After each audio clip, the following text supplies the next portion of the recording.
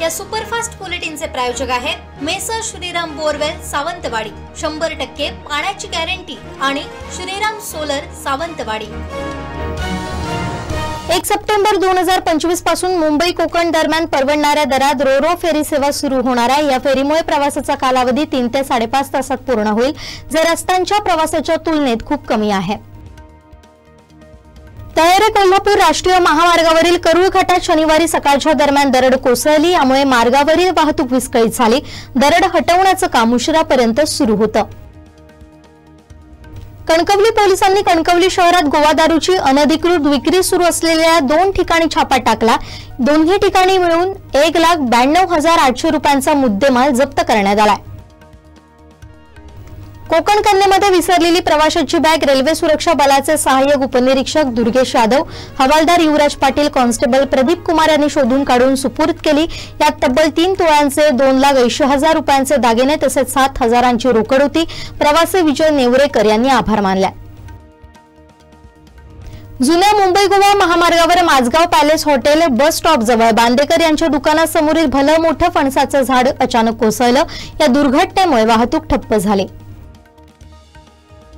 कुडाळ मालवण रस्त्याची सध्या अत्यंत दयनीय अवस्था झाली आहे। केवळ महामार्गच नव्हे तर अंतर्गत रस्त्यांचीही चाळण झाली आहे। प्रशासनाच्या वेळखाऊ धोरणाबद्दल स्थानिकांमध्ये तीव्र नाराजी आहे।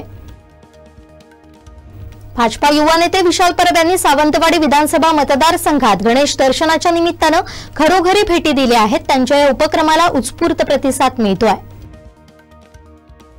कुडाळ नाबरवाडी रस्त्यावर शुक्रवारी रात्री झालेल्या अतिवृष्टीमुळे एक मोठं झाड कोसळलं, यामुळे बगळे यांच्या घराचं नुकसान झालं। घटनेची माहिती मिळताच नगराध्यक्षा प्राजक्ता बांदेकर शिरवलकर यांनी तातडीनं आपत्कालीन टीमसह घटनास्थळी धाव घेतली।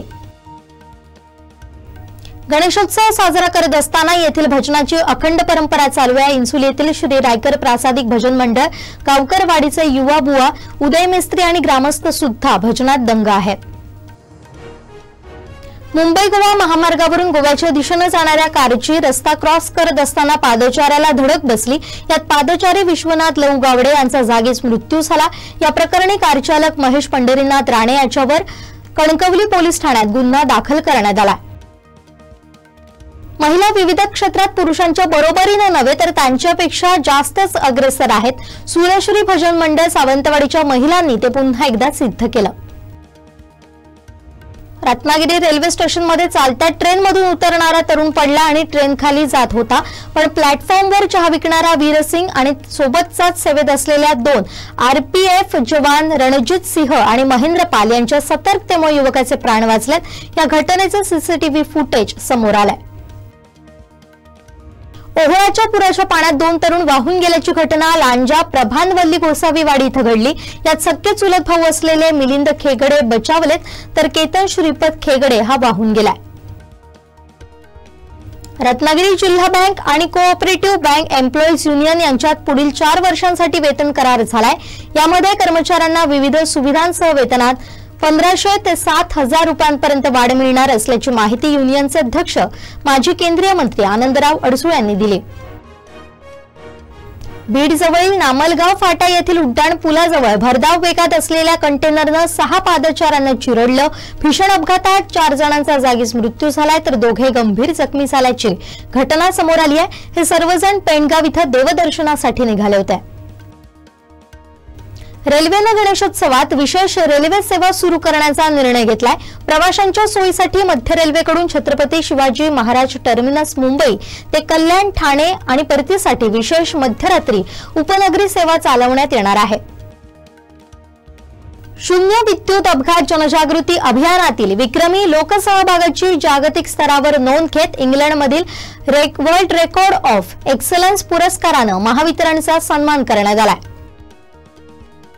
भाजप आमदार संजय केनेकर यांनी स्फोटक वक्तव्य केलंय। मनोज जरांगे हे शरद पवारांचा सुसाइड बॉम्ब असल्याचं त्यांनी म्हटलंय।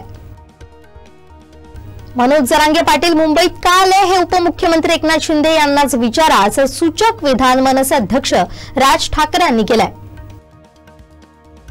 आंतरराष्ट्रीय व देशांतर्गत 16 कंपन्यांनी महाराष्ट्राच्या विविध भागांमध्ये 34,269 कोटी रुपयांचे सामंजस्य करार केलेत। या गुंतवणुकीतून 33,683 रोजगाराच्या संधीही निर्माण होणार असल्याची माहिती उद्योग मंत्री उदय सामंत यांनी दिली।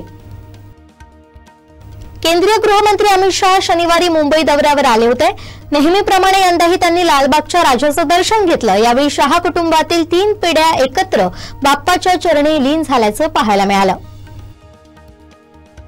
प्रवासी गाड्यातील विक्रीत महाराष्ट्राचा प्रथम क्रमांक लागलाय। एप्रिल ते जून महिन्यात प्रवासी गाड्यांची विक्री 10 लाखांवर पोहोचली आहे।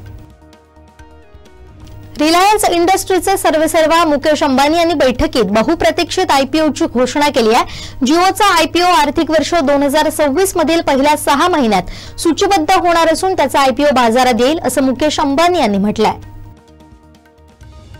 रिलायन्स इंडस्ट्रीज लिमिटेडने एक संयुक्त उपक्रम जाहीर केलाय। त्यामुळे आता रिलायन्स इंडस्ट्रीज आणि मेटानं नवीन धोरणात्मक भागीदारी केली आहे।